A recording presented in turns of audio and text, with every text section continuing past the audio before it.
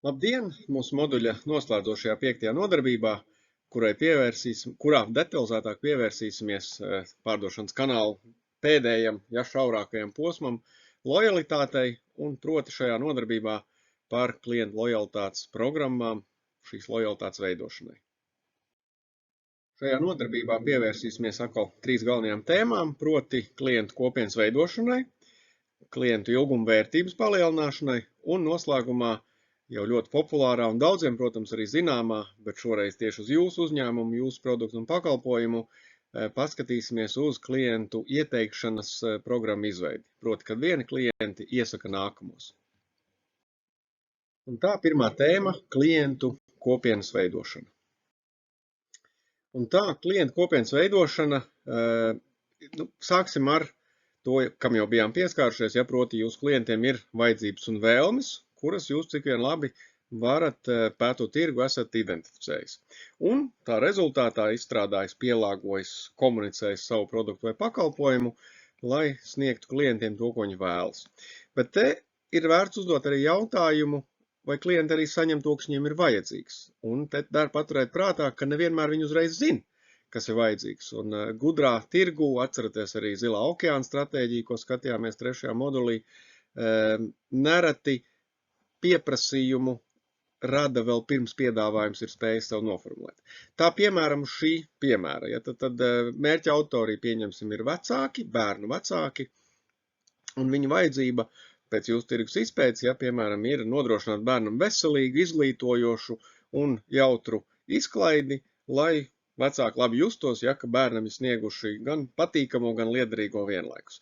Tātad, un šī vajadzība izpaužas vēlmē, principā nopirkt bērnam rotaļlietu, kas atbilst šai vajadzībai. Rotaļlietu jūs varat piedāvāt, šo vēlmi noteikti apmierināt, un tad dar uzdot jautājumu, vai var izsakot līdzi šīs rotaļlietas, kas ir veselīgi, izglītojoši, arī jautri izklaide, vai var izsakot līdzi šīs rotaļlietas radošākiem izmantošanas veidiem. Piemēram, ka tā ir bijusi ģimenes kopīgs pasākums, vai kad tas ir rezultējies ne tikai bērnam veselīgs, izglītojošs un jautrs, bet arī ģimenei kopumā, arī citiem palīdzēs. Šādā veidā paplašinot šo vēlmes apmierināšanu uz jaunu iespējamu vajadzību identificēšanu. Un tālāk klientu kopienas veidošanā, kad esat ielikusi kāju durvīs uz šo vēl iespējams neartikulēto vajadzību tādu apjaušanu, turpiniet iepazīt savus klientus un piedāvāt viņiem to, kas viņiem interesē, atbilstoši šīm vajadzībām un vēlmēm. Tāds nosacītais mērķis būtu, lai jūsu uzņēmums paliktu klientu prātā arī jau bez reklāmas, lai jūsu zīmols, produkts, pakalpojums būtu šo jūsu klientu redzeslokā, atmiņā, asociācijā arī tad, kad jums vairs nav nepieciešams plaši izplatīt reklāmu. Piemēram, šai jau iepriekš minētajai bērnu vecāku auditorijai ir vērts, protams, uzturēt saiknes ar klientu, proti jums ir komunikācija ar šiem klientiem caur e-pasta adresēm, un jūs varat sūtīt, piemēram, ikmēneša jaunumus par citām jaunām spēlēm vai spēļu idejām, ko viņi paši var radīt, vai veidot īsts video, kādā veidā var kādas spēles spēlēt ar bērniem, dziesmas un citas aktivitātes. Proti, nepārdodat vēl šo produktu, bet veidojat kopienu ap šo produktu. Un šī ir daļa, protams, no sabiedriskajām attiecībām. Tāpat klientu kopienas veidošanā atcerieties par savu stratēģiju. Mēs viņai ļoti nopietni pieskārāmies 3. modulī, 5 nodarbībās. Un es toreiz arī minēju jau, ka uzņēmumi lepojās ar savu stratēģiju. Viņi publicē, dara publiski pieejamu, bet var iet arī soli tālāk. Ne tikai publicēt, ka viņi ir pieejami mājaslapā, piemēram, vai skaistā brošūrā jūsu biroja, vai veikalu plauktā, bet tā stratēģija var veidot arī stāstu. Tas viss ir pēc tam daļa no zīmola, kas ir nozīmīga daļa no mārketinga, par ko mums ir viss šis moduls. Tāpēc nebaidieties savu stratēģijas stāstu arī pastāstīt, veidojot, piemēram, interesantu darbnīcu. par to, kāpēc jūsu uzņēmums pastāv, no kurienes tā ideja ir nākusi, kā jūs to izveidojāt. Un šādas aktivitātes var atkārtot regulāri. Tam nav jābūt vienreizējiem pasākumam. Šajā piemērā man nāk prātā, piemēram, radio raidījumi par dārzu apkopšanu. Ja viņi atkārtojās gadu no gada katru pavasari, kā sākt kopdārzu. Un arī jūs savus stāstus varat turpināt, uzturēt un atjaunot regulāri, ja, lai tie nav vienreizēji pasākumi. Un restīvi šajos stāstos iekļaut savu stratēģisko šos elementus, ja, kurus mēs skatījāmies. Ja, tad misija, vīzija, jūsu principi, ja, vērtības, pie kuriem jūs turaties, kāds ir, ja, kurus jūs paši pielietojat gan savās dzīvēs, gan profesionālajā dzīvē, un izmantojiet savu telpu, savus produktus, savus pakalpojumus, ja, savu šo kopienas vidi, lai arī klientus tajā iesaistītu, caur to pastāstot par sevi. Vēlreiz tas mērķis ir būt klienta atmiņā arī bez reklāmas. Un šeit, protams, jāpiemina, ka šādu darbnīcu tipa, ja, tiešas saskarsmes kontakti cilvēkam ar cilvēku ir daudz labāk uztverami un patīkamāki nekā bezpersoniska sadarbība, piemēram, ar uzņēmumu reklāmu, kas ir vajadzīga, kas dod informāciju, bet, protams, cilvēks ar cilvēku sakontaktējas labāk nekā cilvēks ar kādu materiālu. Otrajā tēmā, kā jau minēju, pieskārsimies jautājumam par klientu ilguma vērtības palielināšanu, proti klienta atkārtota darījuma iespējamības palielināšanu un vairāku gadu garumā to nodrošināt. Klienta ilguma vērtība var palielināt vairākos veidos. Pamats tam ir gūt lielāku peļņu, bet tam ir varbūt sākotnēji var šķist negatīvu konotāciju, ja, ka es vienkārši palielināšu cenas tagad un pelnīšu vairāk. Nē, tā nav. Cenas klienti arī ir ekonomikas daļa, un viņi labi saprot, kas ir gan inflācija, gan cenu celšanas nepieciešamība, gan jūsu pakalpojumu nodrošināšanas vajadzība. Proti, ja jūsu pakalpojums klientam ir svarīgs, un jūs visu savu stratēģiju un mārketingu komunikāciju un reklāmu veidojat tā, lai viņi izprot šo svarīgumu, lojāli klienti ne tikai būs ar mieru, bet pat nereti vēlēsies maksāt vairāk, saprotot, ka jums ir jāpaukstina cenas, ja jūs viņiem to paskaidrojat, lai viņi varētu turpināt saņemt no jums šo pakalpojumu, kuru viņi uzskata par vērtību. Ja, tas ir viens. Otrs, šī no angļu upsell, ja, tā kā uz augšu pārdot, jeb tālāk pārdošana, proti klientam var piedāvāt arī modificētus pakalpojumu vai produktu variantus, īpaši pielāgotus, atbilstoši individuālajām vajadzībām un vēlmēm. Arī tajos klients saprot, ka šis ir pielāgots pakalpojums, kas viņam īpaši labāk atbilst, par ko klients ir gatavs maksāt vairāk. Ļoti pamatoti.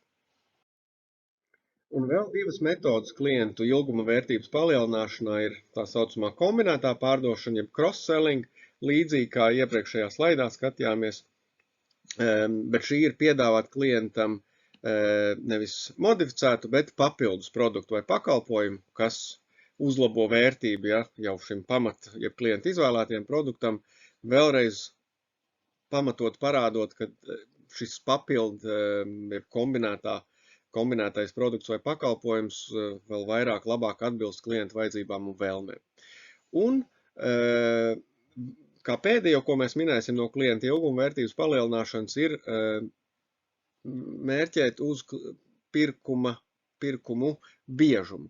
Ja, proti klienta lēmumu, ja, izdarīt biežāk, atkārtot, ja, palielinot šo pirkumu biežumu, to var panākt, un tas vēlreiz tas nav tā kā pārdošanas pēc, nereti tam pietiek ar saulaicīgiem atgādinājumiem un atbilstošiem piedāvājumiem.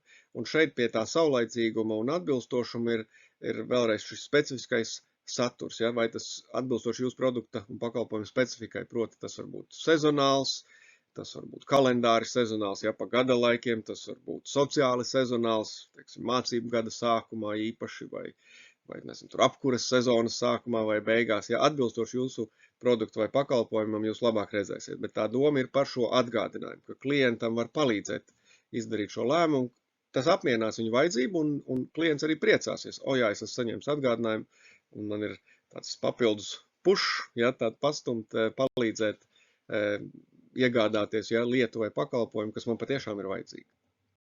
Un noslēdzošā tēma būs par klientu ieteikšanas programmu izveidi. Angļu valodā nereti lieto referral, latviski kā referāļi, šur tur viņi ir parādījušies, bet proti, kad esošie klienti rekomendē un piesaista jaunus klientus. Un sāksim ar to, ka jūsu esošie klienti ir jūsu resurss, un jūsu esošo klientu apmierinātība ir ļoti vērtīgs mārketinga resurss. Atcerieties, mārketings ir virzība tirgu.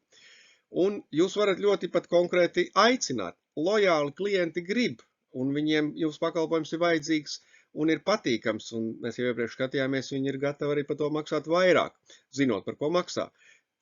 Ar šo pašu pieeju jūs varat lūgt savus lojālos klientus atsaukties uz jums tiešā veidā. Viņi to ar prieku darīs, jo ir apmierināti ar jūsu pakalpojumu, un cilvēkam ir tieksmē, kā saka, dalīt prieks ir dubultprieks, padalīties ar prieku ar citiem rada arī manu prieku. Proti, viņi ar prieku padalīsies ar citiem ar jūsu pakalpojumu un tādā veidā var piesaistīt jums jaunus klientus. Labākais veids, kā par jūsu tādu labu sadarbību ar esošiem klientiem tos informēt, ir vienkārši atzīties, cik ļoti jūsu uzņēmums novērtē šo klientu lojalitāti. To var darīt daudz dažādos veidos, protams, atkarīgs no šiem klientiem. Ļoti bieži uzņēmumi piedāvā esošiem klientiem kaut ko pretī par katru jauno ieteikto klientu, kurš veiks pirkumu. Vai mēs tālāk apstīsimies, kas ir šie pretim piedāvājumi. Un esošiem klientiem var arī piedāvāt kaut ko viņi var nodot tālāk saviem ieteikumiem. Pastīsimies tālāk, vai tas ir kāds materiāls vai labums vai ieteikums vai pamācība, konsultācija, daudz veidi. Vēl klientu ieteikšanas programmām ir ļoti vērtīgi jūsu partneri. Tie var nebūt tiešie, tie var būt līdzīgi uzņēmumi, kas ir ar jums līdzīgās tirgus nišās. Šeit atcerieties savu tirgus izpēti, kas ir gan jūsu konkurenti, gan partneri, gan pirms jūsu produkta pakalpojuma, sniedzēji pēc jūsu produkta pakalpojuma. Respektīvi, citu uzņēmumu var atsaukties uz jūsu uzņēmumu, tāpat kā jūs saviem klientiem varat atsaukties uz citiem uzņēmumiem. Tad var pārdomāt, kāda tipa, kāda veida, kuri konkrēti uzņēmumi ir jūsu nosacīti dabiskie partneri. Piemēram, ja pārdodat bērnu rotaļlietas, tad uzņēmumi, kas pārdod bērnu apģērbu, var ar jums sadarboties. Cilvēkiem, kuriem vajag bērnu rotaļlietas, noteikti vajag arī bērnu apģērbu. Ja, piemēram, pārdod ceļojumus vai ceļojumu tādu visu nodrošinājumu, tad var skatīties, kas šajā ceļojumā ietilpst. Transporta pakalpojumi, automašīnīras, viesnīcas, izklaides pasākumi, restorāni, kultūras pasākumi un daudz citi. Proti, tie var nebūt jūsu konkurenti, tie var arī nebūt jūsu tādi tiešie piegādātāji partneri, bet līdzīgā nozarē strādājuši uzņēmumi, kuriem jūs esat vajadzīgs un kuri ir vajadzīgi jums. Un, protams, šī kopīgā klientu bāze, katrs savā laikā nonāk pie jums vai pie jūsu tādiem dabiskiem partneriem. Un vēlreiz te jāatgādina, ka gan jums, gan citiem uzņēmumiem ir vērtīgi, appusē izdevīgi klientus nosūtīt. Šeit ir tā referral, refer, ieteikt, izmantot blakus kompānijām. Un te atgriežoties pie uzņēmuma arī finansēm, arī klientu ieteikšanas programmās atcerieties un turpiniet uzturēt jūsu klientu piesaistīšanas izmaksas. Un te uz vienu piemēru. Piemēram, esoša viena klienta piesaistīšanai mēs iepriekš skatījāmies, jūsu izmaksas, piemēram, 10 eiro. Ja esošie klienti iesaka draugu, kurš veic pirkumu, un jūs izmantojat šo dots pret dotu, tāda iespēja, piemēram, jūs piedāvājat jaunam klientam, kuru ieteica esošais klients, vienam vai otram dāvanu karti 10 eiro vērtībā, tad jūsu klientu piesaistīšanas izmaksas būs 20 eiro. Proti 10 eiro par to pirmā klienta piesaistīšanu, plus šī dāvanu karte esošiem vai jauniem klientam, lai šo jauno klientu izveidot. Kopā tātad 20 eiro. Un kā parasti laiks praktiskiem uzdevumam, un šajā gadījumā atbilstoši mūsu tēmām, izstrādāt savas klientu mērķa auditorijas piesaistes plānu, atceraties arī, ko jau esat darījis, kā identificējis tirgu, mērķa auditorijas, vajadzības, vēlmes, padomājiet, kādus kanālus varat uzturēt, kādus kanālus varat izmantot, lai uzturētu, respektīvi, lai no lēmumu pieņemšanas pāriet uz lojalitāti, ja, lai uzturētu saikni ar klientiem pēc pirkuma veikšanas, nākamo pirkumu nodrošināšanai. Kāda veida papildus saturs varētu saglabāt klienta interesi? Tā, atceraties, ja, lai uzņēmumi par jums atcerās arī bez reklāmas. Un tātad nākamais solis, kādus elementus jūs varat izmantot, kādi būtu dabiskie partneri sadarbībā ar esošiem klientiem, lai esošie klienti un jūsu dabiskie partneri varētu virzīt jaunus klientus jūsu virzienā. Un noslēgumā īsi atkārtosim galveno, par ko runājām šajās tēmās. Proti, jums, lai nokļūtu uz lojalitātes posmu šajā pārdošanas kanālā, ir jāiet tālāk par lēmumu pieņemšanu veikt pirkumu. Ir jābūt atkārtotiem pirkumiem un ilgākai sadarbībai ar klientu, lai veidotos klientu kopiena ar lielāku klientu ilgumvērtību. Otrkārt, jūs varat palielināt ieņēmumus no esošiem klientiem caur viņu apmierinātību, caur šo klientu vēlmi zināt, par ko maksāt, par jūsu uzlabotiem, pielāgotiem, kombinētiem, biežākiem pakalpojumiem, ja, vai produktu pirkšanu, zinot, par ko viņi maksā. Un apmierināti klienti ir jūsu milzīgs mārketinga resurss, kuri var piesaistīt jaunus klientus, jo viņi vēlas dalīties šajā priekā ar jūsu produktiem vai pakalpojumiem un vēlas, lai arī viņu draugi un citi cilvēki sajūt šo prieku.